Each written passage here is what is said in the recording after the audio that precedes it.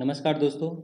आज मैं लेके आया हूँ क्लास 10th का एनसीईआरटी मैथ सॉल्यूशन, जिसमें हम लोग पढ़ेंगे अध्याय 1 वास्तविक संख्याएं प्रश्नावली 1.2 का। चलिए इसका हम लोग बनाएंगे तीसरा प्रश्न। तीसरा प्रश्न है, अभाज्य गुणनखंड विधि द्वारा निम्नलिखित पूर्णांकों के एचसीएफ और एलसीएम ज्ञात कीजिए। यहाँ हमें इन सारे संख्याओं का एलसीएम भी निकालना है और एचसीएफ भी निकालना है इन सारे प्रश्नों का। तो चलिए हम बारी बारी से एक एक करके सारे प्रश्नों को सॉल्व करेंगे और एलसीएम और एचसीएफ निकालेंगे। चलिए, तो हमारा पहला प्रश्न ले रहे हैं, सॉल्यूशन कर रहे हैं 12, 15 और 21 का। तो सबसे पहले 12 का लेंगे। तो 12 को जब एलसीएम देंगे हम 2 से तो हमारा 6 आएगा। फिर हम 6 को एलसीएम देंगे 2 से तो हमारे पास 3 आएगा। अब ये एलसीएम नहीं लगेगा, इस कारण से हमारा यही संख्या रह जाएगा। अब हम 15 के साथ करते हैं। जब हम 15 को लेंगे तो हम लगाएंगे इसे 3 से, 3 बचे 15 और 5 से हम इसे लगाएंगे तो एक बार में आ जाएगा 5 एकम 5। ठीक है। चलिए अब 21 को करेंगे तो 21 लिखेंगे और इसे हम 3 से एलसीएम देंगे। 3 से तो 21 और 7 किसी से नहीं लगेगा, 7 के पहाड़ा से ही लगेगा तो इसे हम 7 से लगाएंगे तो 7 एकम 7। ठीक है। चलिए अब इन तीनों को क्या करना है, गुणनफल के रूप में लिखना है। बारी बारी से हम लिख देते हैं। जैसे 12 का हो गया 2 गुना 2 गुना 3, 15 का हो गया 3 गुना 5 गुना 1 और 21 का हो गया 3 गुना 7 गुना 1। ठीक है। इसलिए इसका एलसीएम निकालना है। एलसीएम वही होता है जो इन तीनों में कॉमन आ जाए उसको हम एक बार लिखेंगे। ठीक है। जितना कॉमन आएगा उतना एक एक करके लिखते जाएंगे और जो नहीं कॉमन आता है उसे भी लिखेंगे और सबको गुणनफल करेंगे। जो आएगा वही हमारा एलसीएम होगा। तो यहाँ पर देखिए, किसी का कॉमन आ रहा है तो 3 का कॉमन आ रहा है, तो 3 का कॉमन आ रहा है, तीनों में एक आ रहा है, माने कि तीनों में 3 आ रहा है, इसलिए इसे एक बार ही लिए हैं।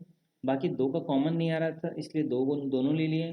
5 का कॉमन नहीं आ रहा था, 5 भी दोनों ले लिए हैं और 7 का कॉमन नहीं आ रहा था, 7 को भी हम ले लिए हैं और इन सबको गुणनफल कर दिए तो हमारे पास 420 आ गया। यही हमारा एलसीएम है। और एचसीएफ के बारे में हम कह रहे हैं कि जो तीनों में कॉमन आ जाए वही हमारा एचसीएफ है। जो भी संख्या है उन सारे को गुणनफल करके हम इसे एचसीएफ मानते हैं। तो हमारे पास यहाँ पर सिर्फ एक ही चीज़ दिख रहा है, 3। तो जब हम एचसीएफ को देंगे तो हमारा एचसीएफ 3 होगा। चलिए इसी प्रकार से ये हमारा आंसर हो गया। चलिए अब दूसरा प्रश्न को देखते हैं। तो हमारे पास प्रश्न है 17। तो 17 को किसी के टेबल में नहीं आता है तो इसे एलसीएम जब भी देंगे तो हम 17 से ही एलसीएम देंगे तो एक बार में लग जाएगी। 23 का भी उसी प्रकार है कि 23 भी किसी के टेबल में नहीं आता है, किसी के पहाड़ा में नहीं आता है, तो इसे भी हम 23 के पहाड़ा से ही देंगे। ठीक है, एक बार में। और 29 को हम देंगे 29 के पहाड़ा से, क्योंकि ये भी वैसे ही संख्या है, अभाज्य संख्या है, तो हम इसे भी एलसीएम कर देंगे। चलिए अब इसे क्या करना है, गुणनफल के रूप में लिख देना है। 17 का लिख देंगे 1 गुना 17, 23 को लिख देंगे 1 गुना 23 और 29 को लिख सकते हैं 1 गुना 29। चलिए ठीक है। अब यहाँ पर हमें एलसीएम निकालना था। जो कॉमन मिल जाता है उसे एक बार लिखते हैं, जो कॉमन नहीं मिलता उन सारे नंबर को लिखते हैं।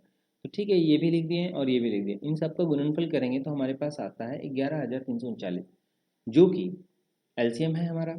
चलिए एचसीएफ जो कॉमन आता है वही हमारा एचसीएफ होता है। तो यहाँ पर देख रहे हैं कि हमारे पास कॉमन सिर्फ एक ही आ रहा है तो यही हमारा एचसीएफ हो जाएगा। यही हमारा आंसर है। चलिए अगला प्रश्न। अगला प्रश्न है 8, 9, 25। 8, 9, 25 में से सबको हम बारी बारी से एलसीएम देंगे। तो 8 को एलसीएम जब देंगे 2 से तो 4 आएगा और जब हम 4 को 2 से एलसीएम देंगे तो 2 आएगा और 2 को जब हम एलसीएम देंगे 2 ही से तो 1 आएगा। चलिए अब 9 की बारी। तो 9 से हम जब देंगे 3 को, 3 से देंगे 9 को तो 3 तिया 9, फिर हम 3 से एलसीएम देंगे 3 को तो एक बार में कट जाएगी। चलिए 25 के बारे में।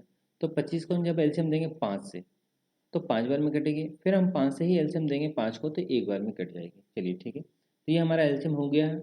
अब इसे हम गुणनफल के रूप में लिखेंगे। तो 2 गुना 2 गुना 2 गुना 1। ठीक है, 8 को हम लिख सकते हैं। चलिए अब 9 को लिख सकते हैं 3 गुना 3, 3 गुना 3 गुना 1। ठीक है, और 25 को लिख सकते हैं 5 गुना 5 गुना 1। ठीक है। अब इसका एलसीएम निकालते हैं। तो जो कॉमन मिल जाए वो संख्या और जो कॉमन ना मिले वो संख्या, इन दोनों का गुणनफल का ही हमारा एलसीएम होता है। तो यहाँ पर हम देख रहे हैं कि कोई भी संख्या कॉमन नहीं मिल रहा है, यानी कि 2 पावर 3 कर दिए, यानी तीनों 2 ले लिए हैं, यहाँ दोनों 2 ले लिए हैं और यहाँ दोनों 5 ले लिए हैं। ठीक है, और इन सारे का गुणनफल करेंगे तो हमारे पास आता है 1800। यही 1800 हमारा एलसीएम है। अब एचसीएफ जो तीनों में कॉमन है, तो तीनों में कॉमन सिर्फ एक ही आ रहा है, सिर्फ 1। तो यही हमारा क्या हो जाएगा, एचसीएफ हो जाएगा। तो यहाँ एचसीएफ क्या होगा, 1। यही हमको बनाना था। धन्यवाद।